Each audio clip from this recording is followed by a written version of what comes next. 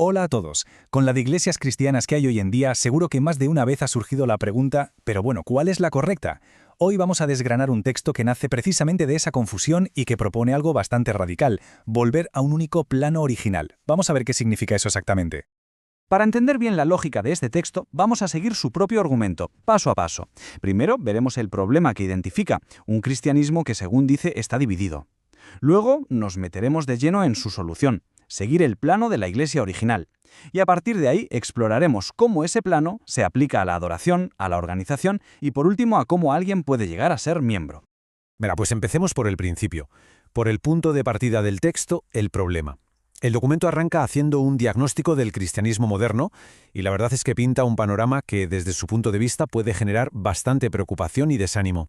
El texto apela directamente a un sentimiento que seguro que a muchos les suena, la confusión. Confusión ante esa enorme variedad de denominaciones. Y lanza una pregunta que es clave. Con tantas contradicciones flotando en el aire, ¿dónde está la pura verdad de Dios? Y ojo, que no se queda en generalidades, no, desglosa críticas muy específicas.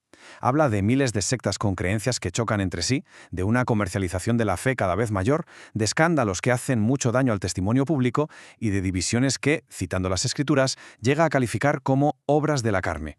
Este es el diagnóstico que prepara el terreno para lo que viene después. Vale, una vez expuesto el problema, el texto presenta su solución. Y la propuesta, en concepto, es sencilla: volver a la única iglesia que, según este documento, fue fundada por Cristo y cuyo plano original se encuentra, con todo detalle, en la Biblia. El argumento central de todo esto se puede reducir a un solo número, el 1. El texto es tajante. Cristo no fundó un montón de iglesias ni de sectas, fundó una, solo una. Y toda la lógica que viene después se construye sobre esta idea de singularidad, de unidad. Para sostener esta afirmación, el texto se apoya en un versículo que es, digamos, su piedra angular. Pone muchísimo énfasis en que la palabra iglesia está en singular. La conclusión que saca es clara. El plan original de Cristo no contemplaba para nada la división en múltiples denominaciones que vemos hoy.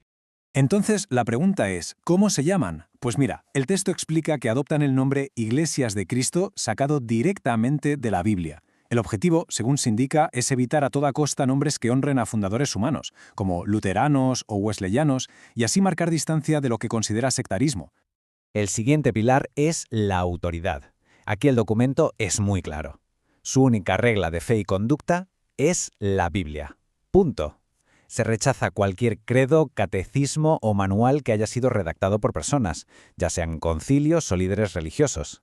El principio es hablar conforme a las palabras de Dios y no ir más allá de lo que está escrito.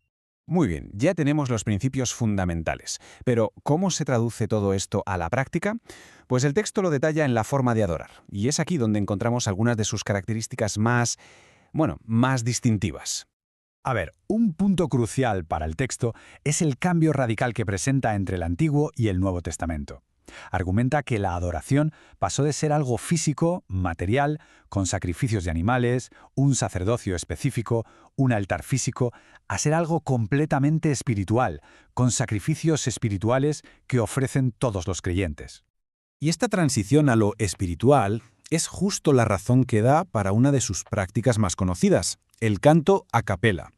Aquí es donde se marca una diferencia muy clara con muchísimas otras denominaciones. Según el texto, como los instrumentos musicales no son espirituales, pues no tienen cabida en la adoración del Nuevo Testamento. Así que la única música autorizada, por tanto, es la voz humana. Y para reforzar este punto, el documento se apoya en pasajes como este. El enfoque está en la acción interna, en vuestros corazones, y en que los cánticos deben ser espirituales. El texto también establece unas reglas muy específicas para mantener el orden durante las reuniones.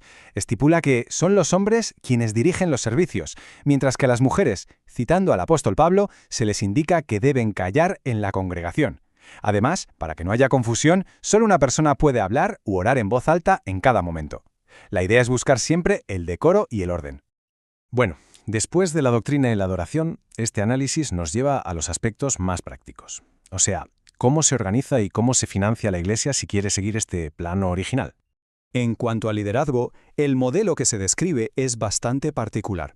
No es el de un solo pastor por iglesia, todo lo contrario. Se basa en que haya varios ancianos, a los que también se llama obispos o pastores, y que tienen que cumplir una serie de requisitos bíblicos. Su autoridad, según el texto, se limita a supervisar su propia congregación local, y con eso se evitan jerarquías más grandes. Y sobre el dinero, el texto también marca una distancia muy clara con otras prácticas que son bastante comunes. Afirma que no se exige el diezmo porque lo considera algo de la ley antigua, y prohíbe totalmente las actividades para recaudar fondos, como ventas o rifas, para no convertir la Iglesia en una especie de casa de mercado. La financiación viene única y exclusivamente de las ofrendas voluntarias que los miembros dan cada domingo. Un acto que es el centro de la adoración del domingo es la Cena del Señor. El texto subraya que, basándose en el ejemplo de los primeros cristianos, esta conmemoración se celebra cada domingo, sin excepción. Se presenta como un acto fundamental en la vida del creyente.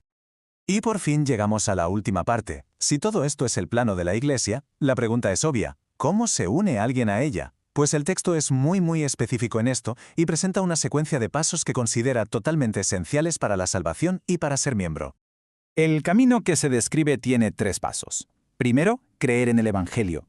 Segundo, arrepentirse de los pecados. Y tercero, ser bautizado. Y especifica, por inmersión total en agua y con el propósito de recibir el perdón de los pecados. El texto afirma que una vez que alguien completa estos pasos, es el propio Señor quien lo añade a su Iglesia. Pero el camino no acaba con el bautismo, ¿eh? Después de ser añadido a la Iglesia, se espera que el miembro viva una vida de perseverancia, manteniéndose fiel a la doctrina, a la comunión con los demás creyentes, participando cada semana en la Cena del Señor y, por supuesto, en la oración. Y el texto termina con esta cita, que es a la vez una exhortación y una pregunta muy directa. Es un llamado a la acción que se basa en todo el argumento que ha presentado. Al final, deja al lector con una pregunta para que reflexione. Si este es el plan original, ¿qué impide seguirlo? Una conclusión que desde luego busca provocar una decisión. Basado en el estudio, ¿cómo encuentro la Iglesia verdadera de Jesús?